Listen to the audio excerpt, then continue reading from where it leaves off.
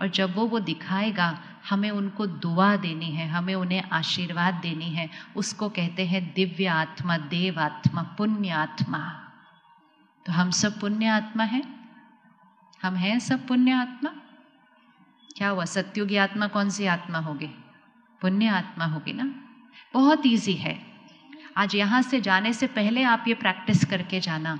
अपने परिवार वालों को देखना, जिनके साथ आप काम करते हैं उनको देखना, और उनके अंदर आपको जो जो कमजोरी दिखाई देती है, जो आपके मन पर और शब्दों में बहुत बार रहती है, आप उनके लिए एक आशीर्वाद यहाँ से जाने से पहले बना कर जाना। चलो अभी करते हैं, 1 मिनट आंख बंद कीजिए। अपने परिवार के सदस्यों को देखिए।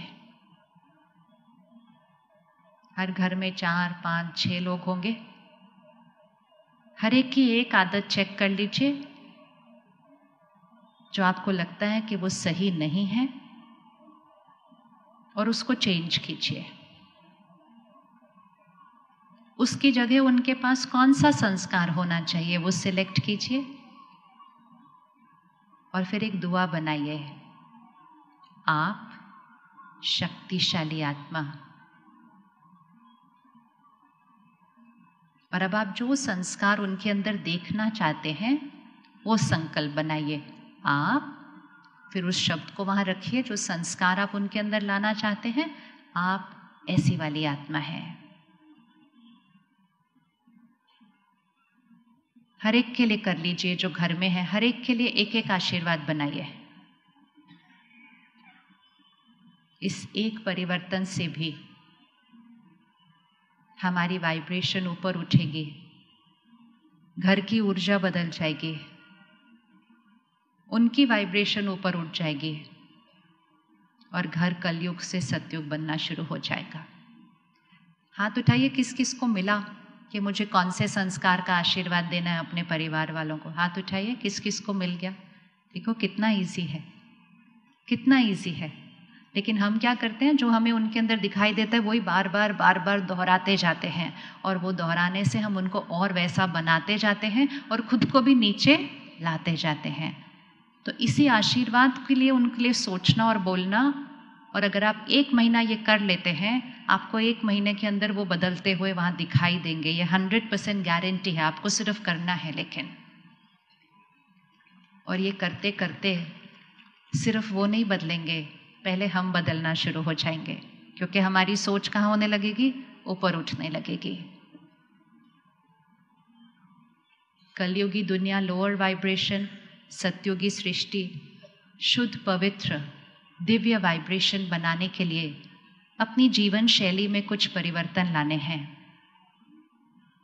इस 24 घंटे के समय का जो हाईएस्ट वाइब्रेशन का समय होता है, उस समय हमें उठना शुरू करना है।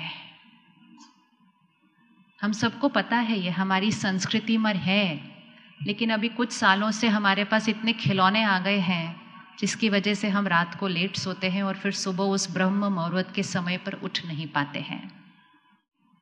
अमृत वेले 4 से 5 बजे के समय के बीच उठिए। वो ब्रह्म मुहूर्त है। ब्रह्म मुहूर्त मतलब हाईएस्ट वाइब्रेशन समय 24 घंटे के साइकिल के अंदर। जब परिवार में, कारोबार में कोई शुभ कार्य होता है तो पंडित जी मुहूर्त का समय निकालते हैं, और पंडित जी कहते हैं जल्दी करो, मुहूर्त बीत जाएगा तो सफलता नहीं मिलेगी। और जो हर रोज का मुहूर्त का समय है, उस समय हम सो रहे हैं, और हमारे परिवारों में तो बच्चे कई बार उस समय सोने आ रहे हैं। तो जब समय की वैल्यू नहीं होगी तो समय भी हमारी वैल्यू नहीं करता है। तो शिवरात्रि का हफ्ता चल रहा है, जागरण का समय चल रहा है, तो क्यों ना इन 5 दिनों के लिए हम रात को समय पर सोकर ब्रह्म मुहूर्त के समय उठकर योग अभ्यास करें। कौन कौन रेडी है? चलो ये करके देखते हैं। आप सब रेडी हैं करने के लिए? Very good. बहुत इजी है, ये बहुत सहज है। जो बच्चे पढ़ते हैं उनको उस समय उठकर पढ़ना चाहिए। आपको काम करना है, आप उस समय उठकर करना चाहिए। एंड मोस्ट इम्पोर्टेंट, उस समय उठकर पहले परमात्मा की याद में बैठना है। क्योंकि हमें अपनी वाइब्रेशन को यहाँ से यहाँ लेकर जाना है, मतलब आत्मा रूपी बैटरी को ऐसे चार्ज करना है, वो बिना पावर हाउस के कनेक्ट हुए होता नहीं है। तो अमृत वेला, जिस समय अमृत मिलता है, ब्रह्म मुहूर्त, जिस समय अपने जीवन की, अपने संस्कारों की रचना की जा सकती है, उस समय उठकर योग अभ्यास करेंगे। योग अभ्यास अर्थात उस सुप्रीम पावर, उस पावर हाउस परमात्मा से कनेक्शन जोड़कर उसकी शक्तियों को अपने अंदर भरना। कल से हम हर सेंटर पर राजयोग सीखने वाले हैं। तो कल से ब्रह्म मुहूर्त के समय उठेंगे। सिर्फ उठकर देखिएगा कि उस समय ऐसी एनर्जी होती है वातावरण के अंदर कि बहुत सारी बातें जो मन पर होती हैं, जो उलझन बनी हुई होती हैं, वो सुलझ जाती हैं। बहुत सारे प्रश्नों के उत्तर चाहिए होते हैं, वो सुबह उस समय मिलते हैं। बैठकर भगवान से बात कीजिए उस समय। दूसरों को पूछते रहते हैं, आपको क्या लगता है मुझे क्या करना चाहिए, आपको क्या लगता है मुझे क्या करना चाहिए, और कुछ नहीं तो ऑनलाइन जाके गूगल को पूछते हैं, आपको क्या लगता है मुझे क्या करना चाहिए। सबसे पूछते हैं, ऑनलाइन पूछते हैं। आजकल तो नए नए प्लेटफॉर्म आ रहे हैं, अभी उनसे पूछो तो वो आंसर देते लगते हैं हमें। जितना हम उस तरफ आंसर ढूंढते हैं, उतना हम खुदा से आंसर और खुद से आंसर नहीं पूछते हैं, क्योंकि हम औरों से ही पूछते रहते हैं। हमारे कर्मों का आंसर कोई टेक्नोलॉजी हमें नहीं दे सकती है। हमारे कर्मों के लिए आंसर कोई और भी हमें नहीं दे सकता है, क्योंकि वो हमारा कर्म है जो हमारा भाग्य बनाएगा। उसका आंसर हमें सिर्फ परमात्मा से और खुद से पूछना चाहिए। लेकिन वो आंसर हमें तब मिलता है जब मन में शोर नहीं होता है, और मन में शोर कब नहीं होता है, वो होता है ब्रह्म मुहूर्त, अमृत वेले का समय। तो हम कल से सवेरे अमृत वेले उठेंगे।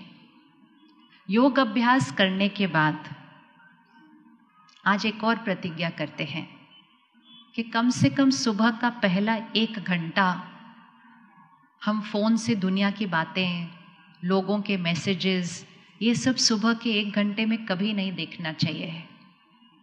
अगर हम दुनिया को सुबह सुबह अपने मन पर भर देते हैं, तो हमने कलयुगी वाइब्रेशन को सुबह सुबह अपने मन पर भर दिया।